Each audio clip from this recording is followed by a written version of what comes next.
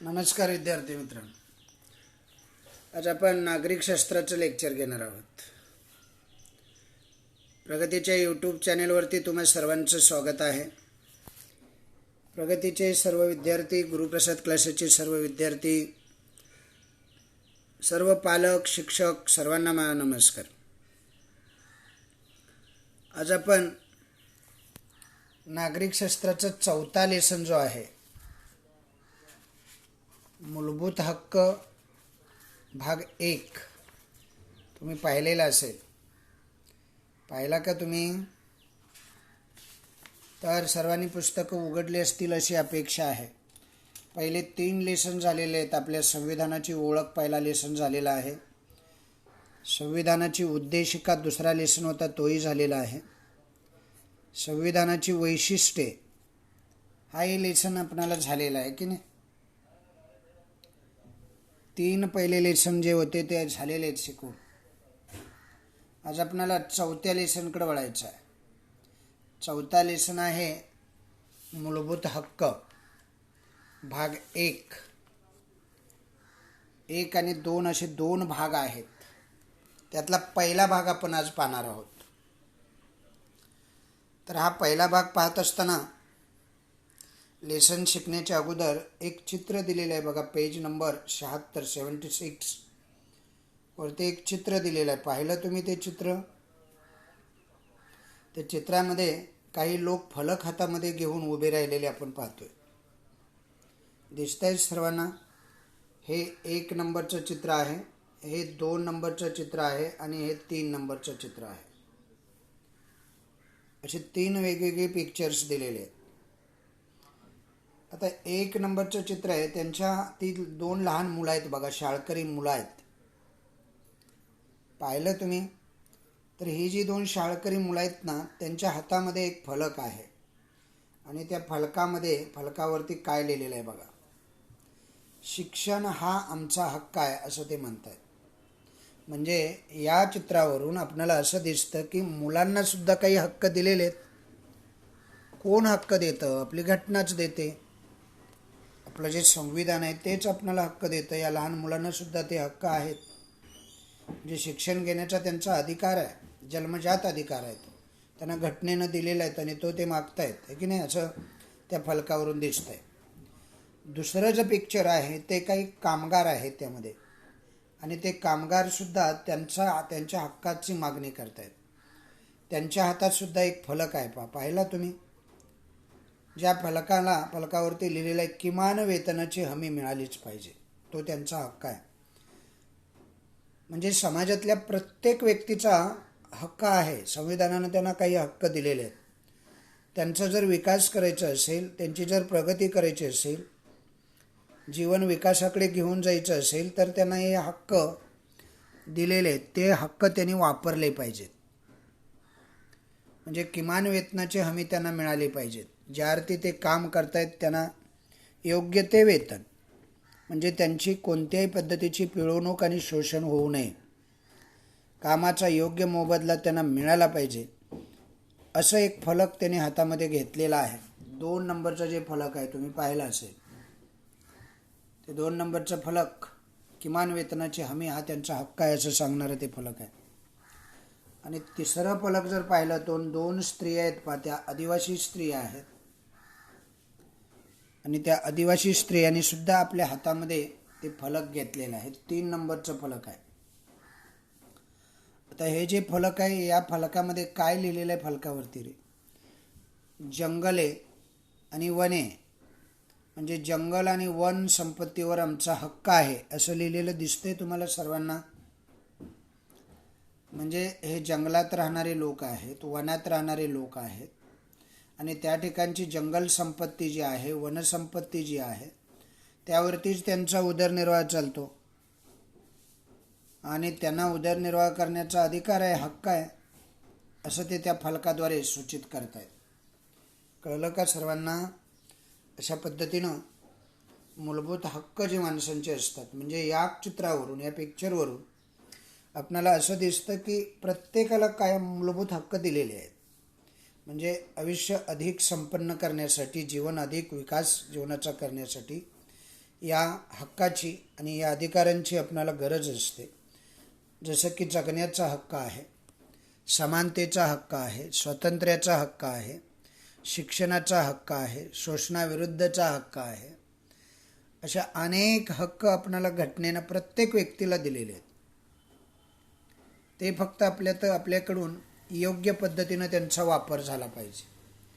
Okay, अशा पद्धतीनं हे हक्क दिलेले आपण या चित्रामध्ये पाहिले.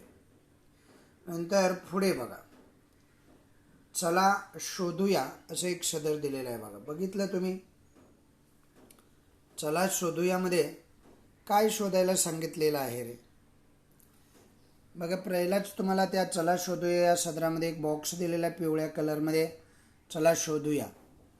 त्या चला शोधूयामध्ये बालकांचे हक्क तुम्हाला माहीत असतील, त्यांचे महत्त्वाचे 2 हक्क तुम्ही सांगू शकतात. बघा, बालकांना, मुलांना सुद्धा अनेक प्रकारचे हक्क घटनेनं दिलेले आहेत. त्यामध्ये एक तरी त्यांच्या फलकावरून दिसतोयच आहे की नाही. त्याने जे हातात वरती चित्रामध्ये फलक घेतलेला आपण पाहिलं, त्यात एक हक्क होता शिक्षणाचा. म्हणजे शिक्षण घेण्याचा त्यांचा मूलभूत हक्क आहे, तो त्यांना मिळाला पाहिजे असं त्यांचं ते फलक सांगतं. दुसरा जगण्याचा हक्क आहे, त्यांनासुद्धा स्वातंत्र्याचा हक्क आहे, त्यांनासुद्धा शोषणाविरुद्धचा हक्क आहे, त्यांनासुद्धा समानतेचा हक्क आहे. अनेक हक्क आहे, त्यातले कोणतेही 2 तुम्ही सांगू शकता. नंतर दुसरा प्रश्न काय विचारला आहे पहा, महिलांचे हक्क, आदिवासींचे हक्क, शेतकऱ्यांचे हक्क. वेगवेगळ्या व्यक्तीचे वेगवेगळे हक्क असतात. अशा संज्ञाही आपल्याला माहीत आहेत, आहे की नाही. महिलांना सुद्धा स्वतंत्र आहे, स्वातंत्र्याचा हक्क आहे, शिक्षण घेण्याचा हक्क आहे, समानतेचा हक्क आहे, जगण्याचा हक्क आहे, शोषणाविरुद्धचा हक्क आहे. शेतकऱ्यांचंही तसंच आहे, त्यांना किमान वेतनाचा हक्क आहे, म्हणजे किमान वेतन त्यांच्या रास्त भाव मिळाला पाहिजे मालाला. आदिवासीचे हक्क तसेच आहेत, त्यांनाही जगण्याचा हक्क आहे, शिक्षण घेण्याचा हक्क आहे, नोकरी करण्याचा हक्क आहे, आरोग्याचा हक्क आहे. सर्व हक्क त्यांनाही आहेत. माणसं म्हटल्यानंतर सर्वांना समान हे संविधान लागू होतं आणि असे वेगवेगळे हक्क त्यांना ते मिळालेले असतात, घटनेनंच दिलेले आहेत. जन्मजात हक्क त्यांना ते मिळालेले असतात. नंतर तिसरा काय विचारलेला आहे पहा, हक्काचा उपयोग काय असतो, ते कोणी द्यायचे असतात. बघा, हे हक्क जे असतात ना, ते आपल्याला संविधानच देतं. म्हणजे जन्मताच हक्क प्राप्त होत असतात. म्हणजे जन्मलेल्या प्रत्येक व्यक्तीला, प्रत्येक बालकाला जगण्याचा हक्क असतो, समानतेचा हक्क असतो, शिक्षणाचा असतो, उत्तम आरोग्याचा असतो, शोषणाविरुद्धचा असतो, अन्यायाविरुद्धचा असतो, वंचिततेचा विरुद्धचा असतो. समजलं, असे अनेक हक्क असतात आणि ते आपल्याला संविधानानंच मिळालेले असतात. ओके. नंतर हक्क काढून घेता येतात का, असा एक चौथा प्रश्न विचारला आहे. तर हे हक्क कुणालाही काढून घेता येत नाही. ते संविधानानं दिलेले आहेत, ते घटनेनं दिलेले आहेत, ते आपल्याला जन्मता प्राप्त झालेले आहेत. त्यामुळं ते कुणालाही काढून घेण्याचा अधिकार नाही. तसं झालंच त्याविरुद्ध आपण कोठे जाऊन दाद मागू शकतो, सर्वात शेवटचा प्रश्न आहे. तसं जर झालं, म्हणजे आपला एखादा हक्क नाकारला किंवा आपल्याला हक्क मिळत नाही असं दिसलं, तर आपण न्यायालयात दाद मागू शकतो. अनेक संस्था दाद मागण्यासाठी असतात, तिकडे आपण दाद मागू शकतो. ओके. अशा पद्धतीनं चला शोधूयामध्ये आपण अनेक असे काय पाहिलेले आहेत, हक्क पाहिलेले आहेत आणि हक्काबद्दल वेगवेगळे प्रश्नही पाहिलेले आहेत. तर आता पुढे पहा, वर्तमानपत्रामध्ये अथवा अन्यत्र, म्हणजे तुम्ही वर्तमानपत्रामध्ये बातमी वाचली असेल किंवा टी व्हीवर पाहिलं असेल, अशा स्वरूपाचं फलक पाहिले असतील तुम्ही. वर चित्रामध्ये दिलेले आहेत, शिक्षणाचा हक्क द्या म्हटलेला आहे, किमान वेतनाचा हक्क द्या म्हटलेला आहे, जंगलं वन संपत्तीवर आमचा हक्क आहे, असं फलक तुम्ही पाहिलं असेल कुठेतरी. एखाद्या मोर्चात तरी पाहिलं असेल. कशाची तरी ते मागणी करत असतात, तो त्यांचा काय असतो रे, हक्क असतो. समजलं. म्हणजे हक्क म्हणजे काय, की त्यांना दिलेले हे अधिकार असतात. बघा, ती त्या मोर्चाद्वारे कशाच्या तरी हातामध्ये फलक घेऊन कशाची तरी मागणी करतायत, असं आपण पाहतो, आहे की नाही. आपल्याला जन्मताच हक्क प्राप्त होत असतात. म्हणजे काही हक्क हे जन्मताच आपल्याला दिलेले असतात. जन्मलेल्या प्रत्येक बालकाला जगण्याचा हक्क असतो, हा पहिला हक्क झाला. म्हणजे जन्माला आला याचा अर्थ त्याला जगण्याचा अधिकार आहे. शिवाय त्याचा उत्तम आरोग्य ठेवण्याचा हक्क आहे. त्याचं आरोग्य व्यवस्थित, त्याला उत्तम आरोग्य मिळावं म्हणून संपूर्ण समाज आणि शासन हे 2 घटक त्यासाठी कार्यरत असतात. शासनही त्यासाठी प्रयत्न करतं आणि समाजही त्यासाठी प्रयत्न करत असतो. जन्माला आलेल्या व्यक्तीवरती म्हणजे बालकावरती अन्याय होऊ नये, त्याचं शोषण होऊ नये, हे घटक लक्षात ठेवा. अन्याय, शोषण, भेदभाव आणि वंचितता. वंचितता म्हणजे त्याला अधिकारापासून दूर ठेवणं. यापासून सर्व व्यक्तींना संरक्षण मिळालं तरच व्यक्ती आपल्या गुणांचा आणि कौशल्यांचा विकास करू शकते. म्हणजे एखाद्या व्यक्तीला जर आपल्या गुणांचा आणि कौशल्यांचा विकास करायचा असेल तर काय करावं लागेल रे? तर त्याला सारे हक्क मिळाले पाहिजे, त्याचे अधिकार त्याला मिळाले लागतात. त्याला हक्कच जर मिळाले नाही तर तो त्याच्या गुणांचा आणि त्याच्या कौशल्याचा अधिक विकास करू शकणार नाही. स्वतःच्या आणि संपूर्ण लोकसमूहाच्या विकासासाठी, म्हणजे स्वतःचाही विकास करायचा आहे आणि ज्या समाजामध्ये आपण राहतोय, ज्या लोकसमूहाचं आपण प्रतिनिधित्व करतोय, प्रतीक आहोत, त्या लोकसमूहाच्या विकासासाठी सुद्धा पोषक परिस्थितीची मागणी करणे. काय करायची? पोषक परिस्थितीची मागणी करायची. त्यासाठी आग्रह धरणं म्हणजे हक्क मागणं. आता संविधानानं अशी पोषक परिस्थिती निर्माण करण्यासाठी भारतातील सर्व नागरिकांना, बघा सर्व नागरिक हा शब्द लक्षात ठेवा, म्हणजे तुम्हालाच फक्त दिले तसं नाही, तर सर्व नागरिकांना काही हक्क दिलेले आहेत. समान हक्क आहेत सर्वांना. भारताचा नागरिक आहे म्हणजे त्या सर्वांना समान असे हक्क देण्यात आलेले आहेत. हे सर्व नागरिकांना समान हक्क मिळालेले आपण पाहतो. अशा पद्धतीनं हे वेगवेगळे हक्क दिले जातात. नंतर पुढच्या पेजवर चला, पेज नंबर 77. हे हक्क जे असतात ना ते मूलभूत असतात. मूलभूत असतात म्हणजे प्रत्येकाचे असतात, प्रत्येक काळात ते लागू होतात आणि ते संविधानात नमूद केलेले असतात. संविधानामध्ये नमूद केलेले हे हक्क असल्याने त्यांना कायद्याचा दर्जा प्राप्त झालेला आहे. हे अत्यंत महत्त्वाचं आहे. बघा, हे हक्क जे आपले असतात ते हक्क संविधानामध्ये नमूद केलेले असतात, म्हणजे लिखित स्वरूपात असतात. संविधान म्हणजे कायद्याचं पुस्तक लिखित स्वरूपातलं. या हक्काचं पालन सर्वांना बंधनकारक असतं, म्हणजे प्रत्येकाला प्रत्येकाचे हक्क देणं हे बंधनकारक आहे. पुढे एक बॉक्स दिलाय बघा, कल्पना करा आणि लिहा. कुत्रा, मांजर, गाय, बघितलं तुम्ही? हा जो तुम्हाला एक बॉक्स दिलेला आहे त्यामध्ये कुत्रा, मांजर, गाय, म्हैस, शेळी हे प्राणी तुम्ही पाळत असता, आहे की नाही? तुम्ही त्याची खूप काळजी घेता, त्यांच्यावर खूप प्रेम करत असता. या प्राण्यांना बोलता आलं असतं तर त्यांनी तुमच्याकडून कोणते हक्क मागितले असते? अशी कल्पना करायची आहे फक्त. कुत्रा, मांजर, गाय, म्हैस, शेळी तुम्ही पाळलेले आहात. अनेक प्राणी आपण पाळतो. जर त्यांना आता बोलता येत नाही म्हणून ते काही तुमच्याकडे मागणी करत नाहीत, पण जर बोलता आलं तर त्यांनी ते काय मागतील रे तुमच्याकडे? विविध त्यांचे हक्क मागतील की नाही? त्यांना स्वातंत्र्य पाहिजे, त्यांना सुद्धा शिकता आलं पाहिजे, हे की नाही? प्राण्यांना बोलता आलं तर ते आपल्याकडे असेच काहीतरी मागतील, आहे ना? त्यांनी माणसाकडे काय मागावं, कोणते हक्क मागावं, तसा प्रश्न तुम्हाला विचारला. ते म्हणतील आम्हाला उपाशी ठेवता चारा द्या. ते म्हणतील उन्हा पावसापासून संरक्षण व्हावं आमचं, आम्हाला गोटा बांधून द्या किंवा घर बांधून द्या. ते म्हणतील आमची आणि आमच्या पाडसांची कत्तल करण्यासाठी आम्हाला कत्तलखान्यात पाठवू नका, आम्हाला सुद्धा जगण्याचा अधिकार आहे, म्हणतील की नाही? आमच्या पाडसांना पुरेसं दूध दिल्यावरच बाकी दूध तुम्ही आमचं काढून घ्या असं म्हणतील. किंवा आमच्या तोंडाला फेस येईल एवढं काम आमच्याकडून करून घेऊ नका, किंवा कामात पुरेशी विश्रांती द्या, तुम्ही आम्हाला कृतज्ञतेनं वागवू नका, आमचाही जीव आहे, असं ते म्हणतील सर्व, आहे की नाही? नंतर संविधानात नमूद केलेले आपले हक्क दिलेले आहेत बघा. प्रत्येकाला हक्क आहेत. संविधानात नमूद केलेले हक्क. संविधानात भारतीय नागरिकांच्या हक्काची नोंद आहे. हे हक्क कोणते आहेत ते आपण एक एक करून आता पाहणार आहोत. समजलं?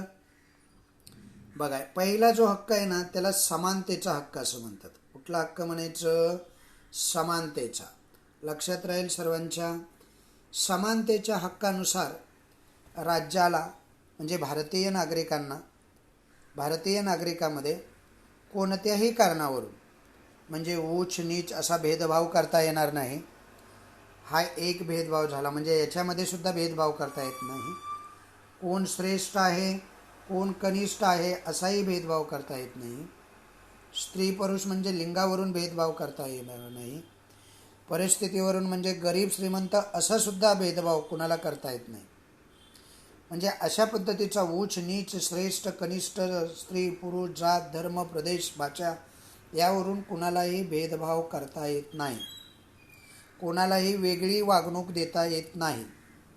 कायदा सर्वांसाठी काय असतो रे? सारखा असतो.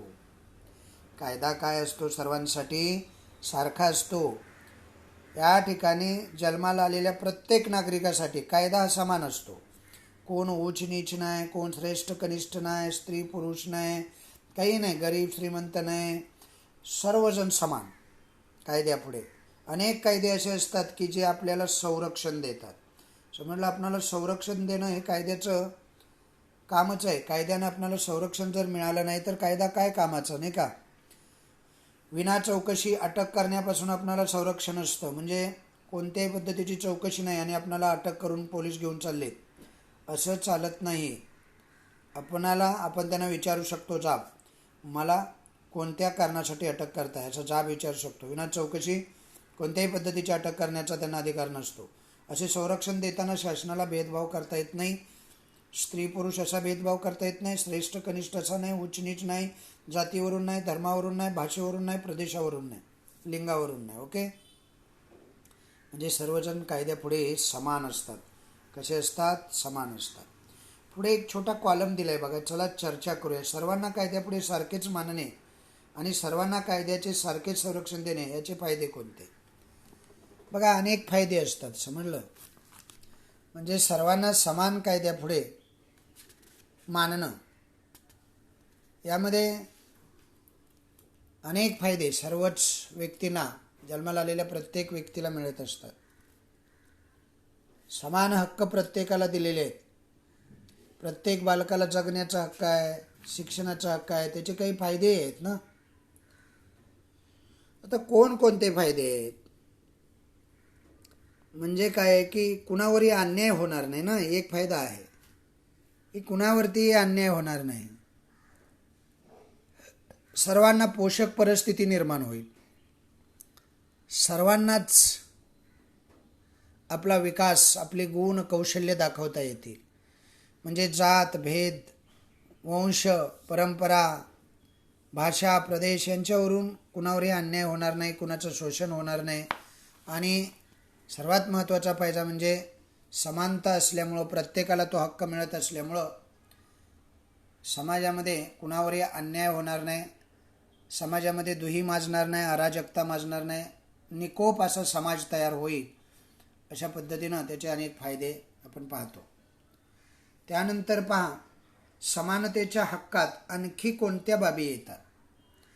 समानतेच्या हक्कामध्ये अनेक घटक येत असतात. काही घटक इथं दिलेले आहेत, आहे की नाही? विना चौकशी अटक करू नये हा घटक दिला आहे की नाही? तसं अजून समानतेच्या याच्यामध्ये म्हणजे स्त्री आणि पुरुष अशा पद्धतीचा भेदभाव करू नये. मुलगी आहे म्हणून तिला कनिष्ठ मानणं, तिच्याकडून होणार नाही असं म्हणणं, आपली मानसिकता बदलण्याची फार गरज आहे. सरकारी नोकऱ्या देताना शासनाला जात धर्म लिंग जन्मस्थान यावर आधारित भेदभाव करता येत नाही. जर तुम्ही नोकरीला गेला तर विशिष्ट जातीचे आहात म्हणून तुमचा नोकरीचा अधिकार कुणीही नाकारू शकत नाही. म्हणजे जसं की तुम्ही सरकारी नोकरीसाठी जर तुम्ही गेलात तर तुम्हाला लिंग धर्म जात जन्मस्थान यावर, तुम्ही याच जन्माचा आहे म्हणून तुम्हाला नोकरी नाकारता येणार नाही. तुम्ही याच जातीचा आहे, तुम्ही याच धर्माचा, याच लिंगाचा आहे, मुलगा आहात मुलगी आहात म्हणून नोकरी नाकारता येत नाही. तो सर्वांना मिळालेला अधिकार आहे. आपल्या देशामध्ये अस्पृश्यता पाळण्याचा अमानवी प्रथेला कायद्याने नष्ट करण्यात आलेला आहे. जर समानता नसती तर आज ही अस्पृश्यता राहिली असती की नाही? अन्याय झाला असतं लोकांच्यावरती. अस्पृश्यता म्हणजे कळते ना, म्हणजे ठराविक जातीच्या लोकांना शिवायचं देखील नाही, पानवट्यावर येऊ द्यायचं नाही, सार्वजनिक ठिकाणी येऊ द्यायचं नाही, देवळात येऊ द्यायचं नाही. अशा पद्धतीच्या अनेक प्रथा आपल्या समाजामध्ये होत्या. कायद्यानं त्या नष्ट झाल्या बघा. ह्या ज्या प्रथा होत्या ना, त्या प्रथेला कायद्यानं नष्ट करण्यात आलेला आहे. कोणत्या प्रथा रे? अस्पृश्यता पाळण्यासारखी अमानवी अशी ही प्रथा होती. भारतीय समाजात समता निर्माण करण्यासाठी या प्रथेचे निर्मूलन केले आहे. म्हणजे भारत जो आहे तो एकसंघ आहे, सर्व नागरिकांना समान अधिकार देण्यात आलेले आहे. समता निर्माण करायचे समाजामध्ये, त्यासाठी निर्माण करण्यात आलेले हे काय आहेत, ही समानता आहे. लोकांमध्ये श्रेष्ठ आणि कनिष्ठ अशा पद्धतीचा जो भेदभाव आहे तो भेदभाव होऊ नये याचीही काळजी घेण्यात आलेली आहे. म्हणजे श्रेष्ठ कोणी नाही, कनिष्ठ कोणी नाही, घटनेपुढे सर्वजण समान. श्रेष्ठ कनिष्ठ असा भेदभाव दाखवणाऱ्या पदव्या देण्यास संविधानानं बंदी घातलेली. अशा पदव्या श्रेष्ठ आणि कनिष्ठ कुणी आहे अशा पदव्या तुम्हाला देता येणार नाहीत. उदाहरणार्थ राजा ही पदवी आहे. बाकीचे राजा म्हटल्यानंतर राजा श्रेष्ठ, बाकीचे कनिष्ठ. आता राजा म्हणायचं नाही कोणाला. महाराजा, रावबहादूर ह्या ज्या पदव्या आहेत साऱ्या, त्या पदव्या तुम्हाला आता देता येणार नाही, कारण सर्वजण कायद्यानं समान आहेत. आता खाली एक सदर दिलेलं आहे बघा, तुम्हाला माहीत आहे का तुम्हाला विषमता जोपासणारा हा जो बॉक्स आहे बघताय का तुम्ही? बघताय ना? तर हा जो बॉक्स आहे त्या बॉक्समध्ये माहीत आहे का तुम्हाला म्हणून काय माहिती दिली आहे बघा. विषमता जोपासणाऱ्या समाजात फूट पाडणाऱ्या, विषमता जोपासणाऱ्या नंतर समाजात फूट पाडणारे. विषमता आपणाला जोपासण्याचा अधिकार आहे का? नाही, आपणाला विषमता जोपासण्याचा अधिकार नसतो. असा विषमता जोपासणारा एखादा व्यक्ती असेल किंवा समाजामध्ये फूट पाडणारा व्यक्ती असेल, समाजात फूट पाडणं, नंतर नागरिकांमध्ये भेदभाव निर्माण करणं, हा या जातीचा आहे, या धर्माचा आहे, हा गरीब आहे, श्रीमंत आहे, श्रेष्ठ आहे, कनिष्ठ आहे, असा भेद. पदव्या राजाला देता येत नाही, परंतु समाजाच्या विभिन्न क्षेत्रात गौरवास्पद कामगिरी करणाऱ्या व्यक्तींना मात्र शासन या पदव्या देतं बघा. जर गौरवास्पद काम केलं तर पद्मश्री, पद्मभूषण, पद्मविभूषण यासारख्या ती पदव्या देते. भारतरत्न ही आपल्या देशातील काय आहे रे? सर्वोच्च अशी पदवी आहे.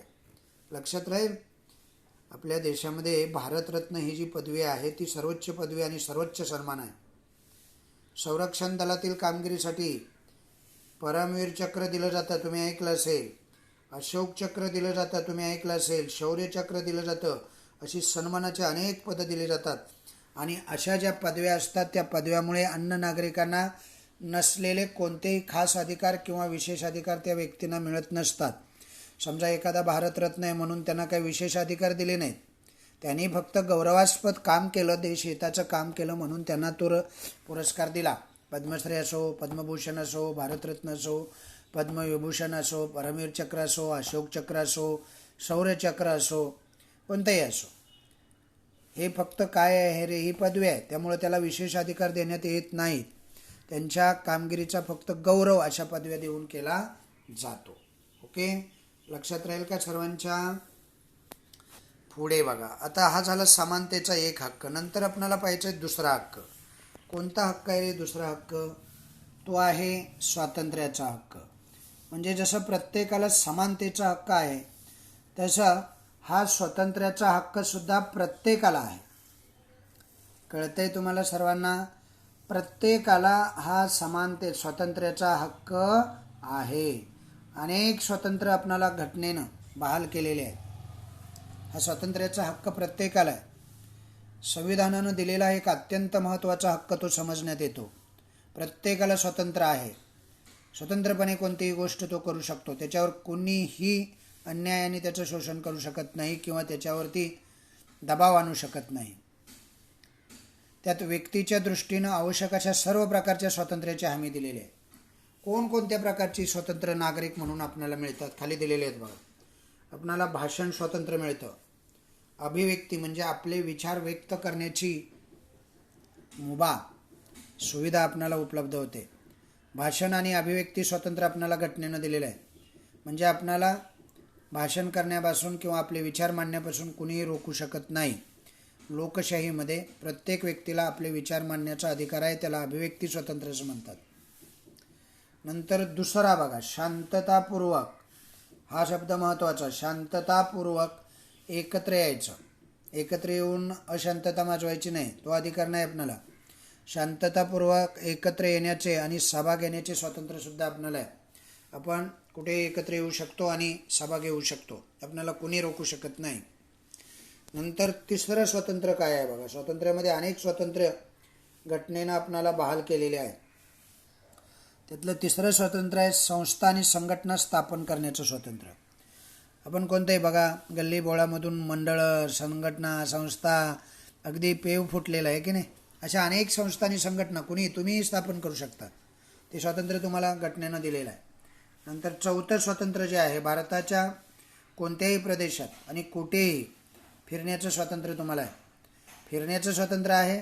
तसंच उद्योगधंदे, उद्योग व्यवसाय करण्यासाठी सुद्धा जाण्यासाठी स्वातंत्र्य आहे. तुम्ही कोणत्याही राज्यामध्ये जाऊन आपला उद्योगधंदा उभारू शकता. तुम्हाला कुणी अडवू शकत नाही. ओके. मग तुम्ही म्हणाल आपल्या महाराष्ट्रामध्ये जे बाह्य लोक, महाराष्ट्रीयन लोक असा वाद काय होतो आहे की नाही, ते सरळ अनऑथोराइज आहे. म्हणजे ते घटनेत, कायद्यात बसत नाही. कळतं आहे की नाही.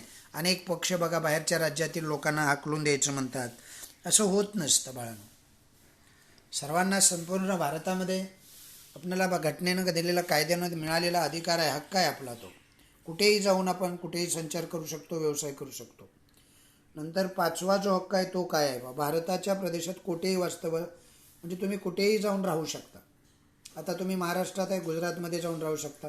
गुजरातचे लोक इकडे येऊन, तुम्ही बघत असाल आहे ना, मुंबई तरी अनेक जाती धर्माचे, अनेक राज्यातले, अनेक प्रदेशातले लोक इथे येऊन राहिलेले, अनेक भाषा बोलणारे लोक इथं येऊन राहिलेले.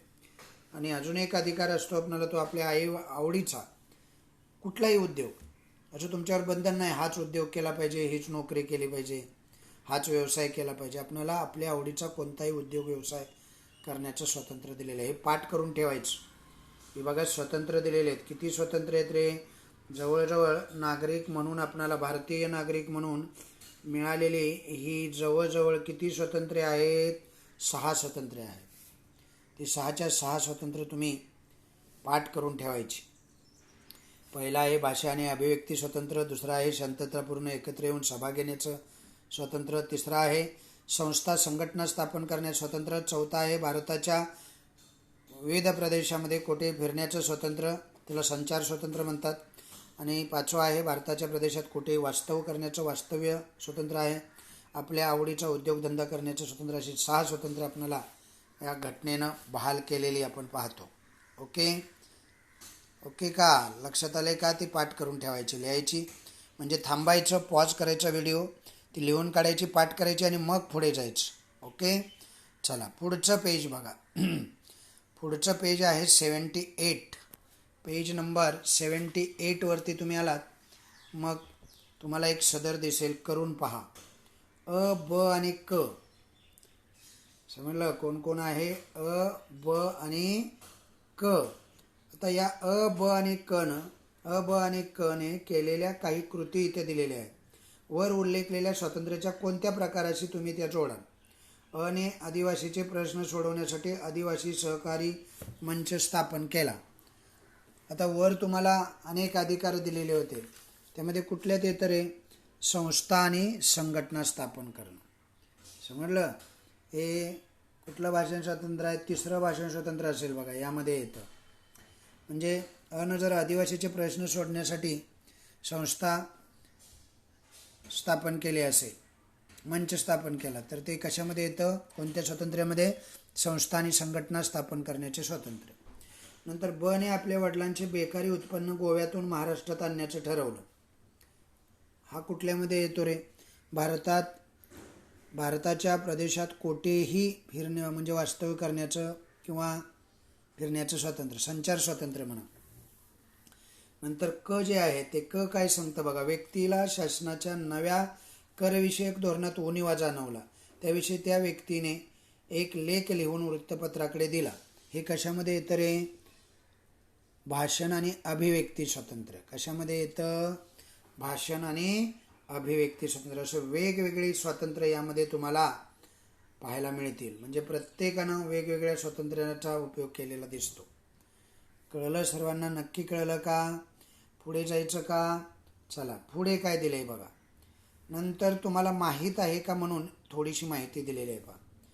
संविधानाने आपल्याला अनेक हक्क दिलेले आहेत, आपण पाहिले ते. स्वातंत्र्याचा हक्क आहे, जगण्याचा हक्क आहे, शिक्षणाचा हक्क आहे, समानतेचा हक्क आहे, कितीतरी हक्क आपणाला दिलेले आहेत, आहे की नाही. आरोग्याचा हक्क आहे.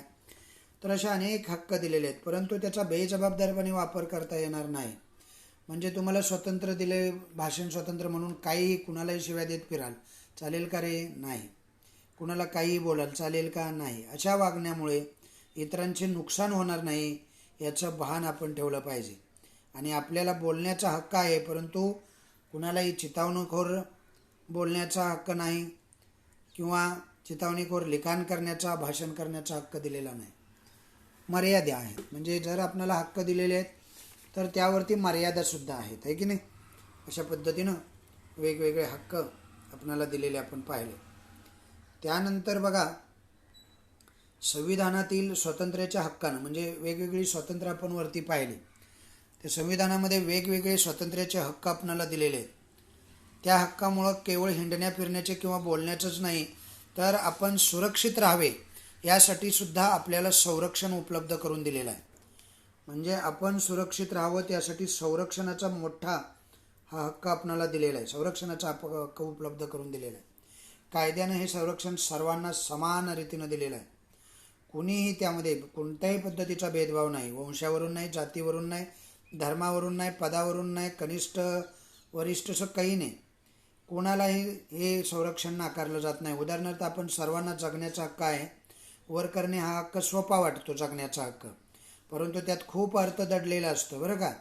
जगण्याची हमी मिळणे, जगण्याला पोषक परिस्थिती मिळणे. बघा, जगण्याची हमी आपल्याला मिळाली पाहिजे, तशी पोषक परिस्थिती असणं, असा त्याचा खोल अर्थ असतो. कोणत्याही व्यक्तीचं जीवन कोणालाही हिरावून घेता येत नाही, हे तुम्ही ध्यानात ठेवलं पाहिजे. म्हणजे कोणताही व्यक्ती असू दे, त्याचं जे जीवन आहे ते आपल्याला हिरावून घेता येत नसतं. म्हणजे कारणाशिवाय कोणत्याही व्यक्तीला अटक किंवा स्थानबद्ध करता येत नाही. म्हणजे आपल्याला जे अधिकार दिलेले आहेत त्यावरती मर्यादासुद्धा गाठलेले आहेत. स्वातंत्र्याच्या हक्कामध्ये आता शिक्षणाच्या हक्काचाही समावेश करण्यात आलेला आहे. 6 ते 14 या वयोगटामध्ये सर्व मुलामुलींना शिक्षण घेण्याचा मूलभूत हक्क दिलेला आहे.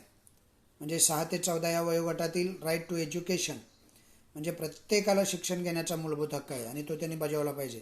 या हक्कामुळे शिक्षणापासून कोणीही वंचित राहणार नाही अशी सोय करण्यात आलेली आहे. पुढे तुम्हाला विचार करा म्हणून एक सदर दिलेला आहे, बघितलं तुम्ही.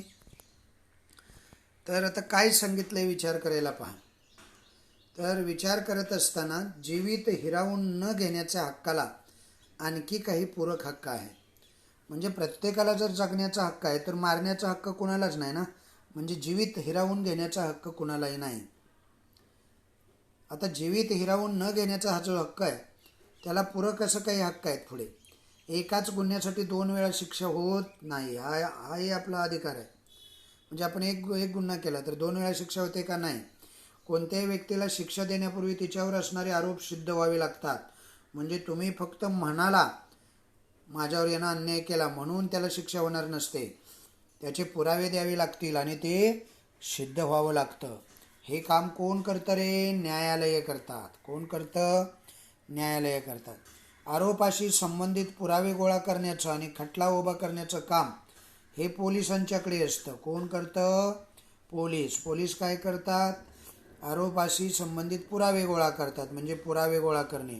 आणि दुसरं कोर्टामध्ये खटला उभा करणं. हे काम कुणाचं आहे? पोलिसांचं आहे. मी गुन्हा केला आहे असे म्हणणाऱ्या व्यक्तीलाही ताबडतोब शिक्षा होत नाही, कारण त्यानं गुन्हा खरंच केला आहे का हे तपासून पाहिलं जातं. तुम्ही जरी असं म्हणाला मी गुन्हा केला आहे तरी तुम्हाला लगेच शिक्षा होत नसते. त्याही व्यक्तीवरील आरोप कायद्याने सिद्ध व्हावे लागतात. समजलं? या सर्व न्यायालयीन प्रक्रियेला वेळ लागतो, परंतु कोणत्याही निष्पाप किंवा गुन्हा न केलेल्या व्यक्तीला शिक्षा होत नाही. कळलं का सर्वांना? असं म्हटलं जातं म्हणजे एखादा गुन्हेगार सुटला तरी चालेल, पण निरपराधावरती अन्याय होऊ नये, आहे की नाही, असं म्हटलं जातं. त्या कायद्यानुसार किंवा त्या रूढीनुसार, त्या म्हणीनुसार हा कायदा पुढे चालत असतो. कायदा सर्वांसाठी समान असतो. तो कुणावरही अन्याय करण्याच्या बाजूचा कायदा नसतो. पुढे बघा, तिसरा हक्क आहे. 2 हक्क झाले. एक झाला कोणता हक्क पाहिला सांगा बघू, आठवतंय का तुम्हाला? एक हक्क झाला समानतेचा हक्क, दुसरा झाला स्वातंत्र्याचा हक्क. आता आपल्याला तिसरा हक्क बघायचा आहे, तो म्हणजे शोषणाविरुद्धचा हक्क.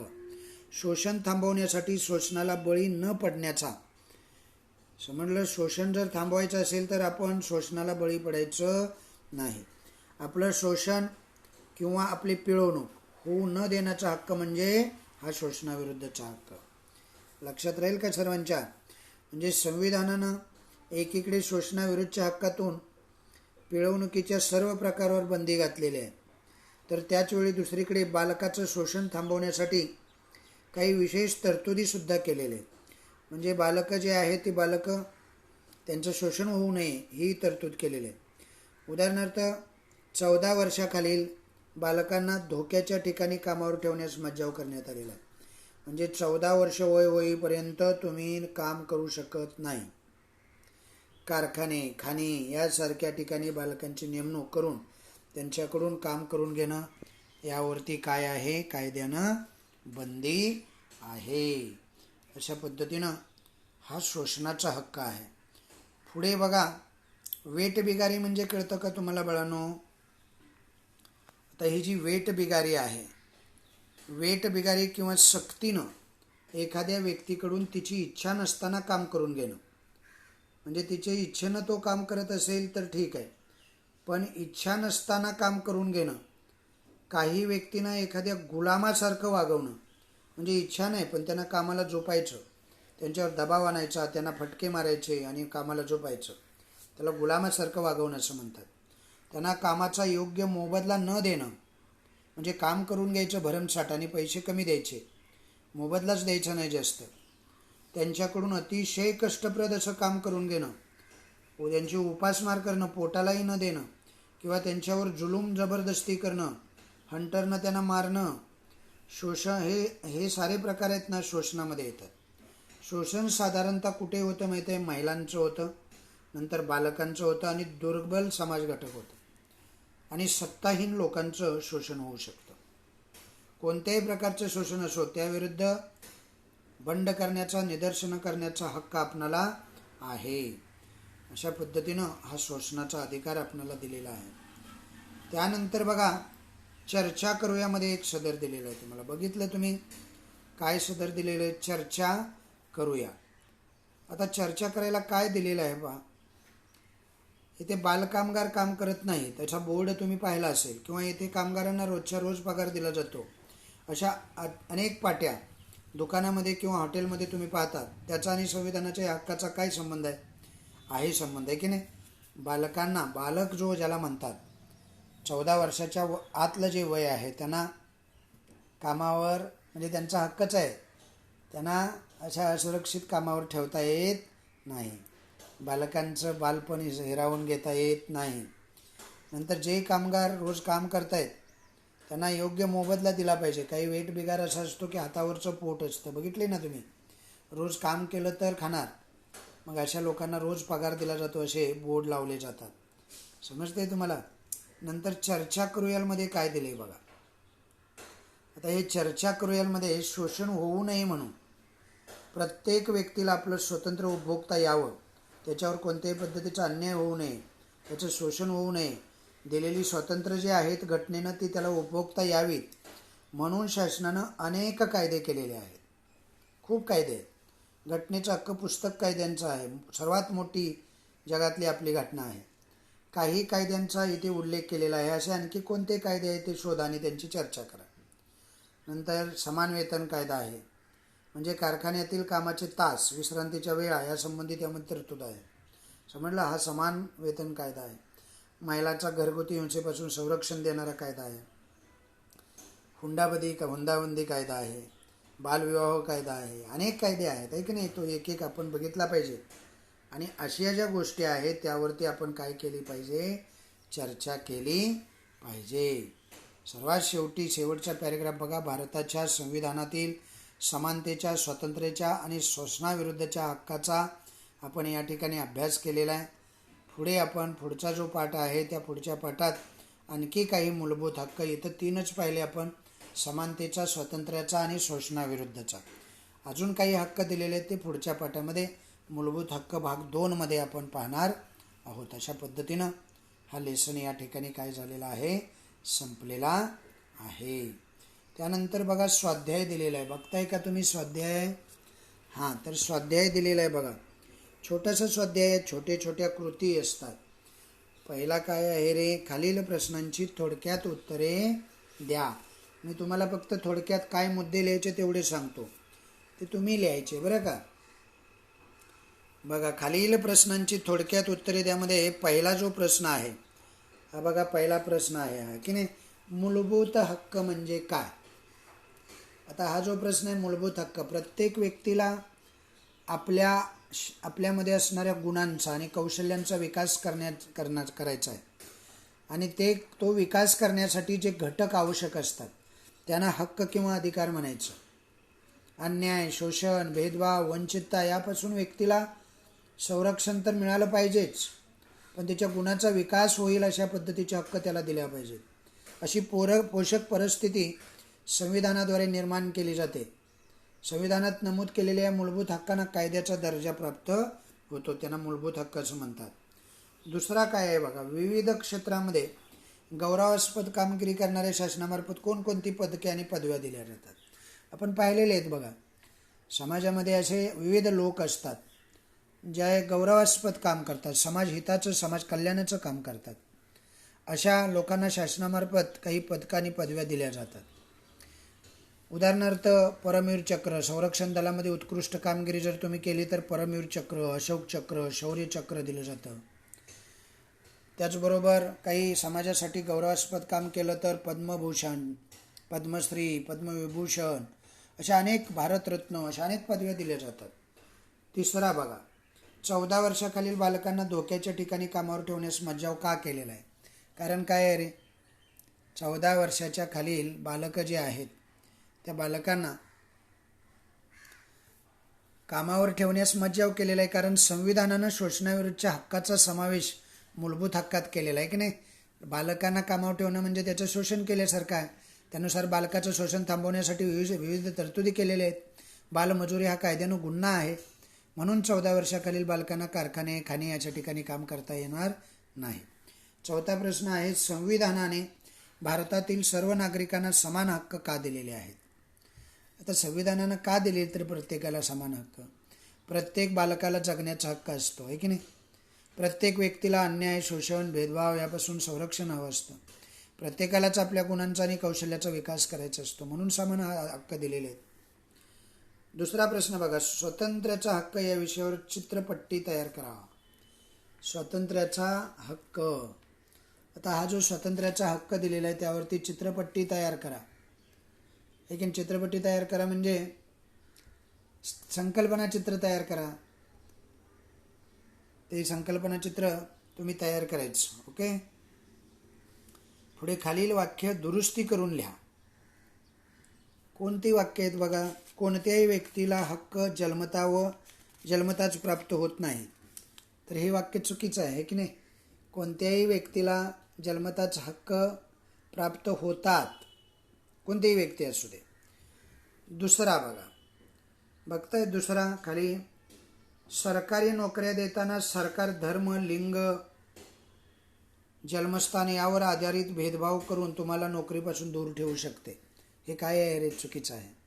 सरकारी नोकरी देताना सरकार धर्म, लिंग, जन्मस्थान यावर आधारित भेदभाव करून कोणालाही नोकरीपासून दूर ठेवू शकत नाही. ओके, नंतर पुढील संकल्पना चित्र करा. बघा, एक संकल्पना चित्र दिलेलं आहे. स्वातंत्र्याचा हक्क आहे की नाही. स्वातंत्र्याचे कोणकोणते हक्क आहेत रे. एक आहे व्यवसाय स्वातंत्र्य, दुसरा संचार स्वातंत्र्य, भाषण स्वातंत्र्य. तुम्हाला 3 द्यायचे आहेत. पुस्तकात एकूण 6 आहेत बघा स्वातंत्र्य. भाषण स्वातंत्र्य, अभिव्यक्ती स्वातंत्र्य, नंतर शांततापूर्ण काम करण्याचं किंवा एकत्र येण्याचं स्वातंत्र्य आहे. संस्था आणि संघटना स्थापन करण्याचं एक स्वातंत्र्य आहे. नंतर कुठेही वास्तव्य करण्याचं स्वातंत्र्य आहे. आणि मग व्यवसाय स्वातंत्र्य. असे 6 स्वातंत्र्य ओळीनं तुम्हाला माहीत असले पाहिजेत. मग येईल खाली उपक्रम दिलेले तेही बघा. माहितीचा अधिकार, शिक्षणाचा अधिकार अशा काही महत्त्वाच्या अधिकाराविषयी वर्तमानपत्रातून आलेल्या बातम्यांचा संग्रह करा. ते तुम्ही करायचं आहे की नाही. आणि लेसन झालेलं आहे म्हटल्यानंतर पहिला काय करायचं, स्वाध्याय लिहून काढायचं स्वच्छ आणि चांगल्या अक्षरामध्ये, आणि मग त्याचे फोटो पाठवायचे, मग पाठांतराला घ्यायचं. ओके, अशा पद्धतीनं हा लेसन आज या ठिकाणी संपलेला आहे. आता आपण या ठिकाणी थांबूया. ओके, धन्यवाद.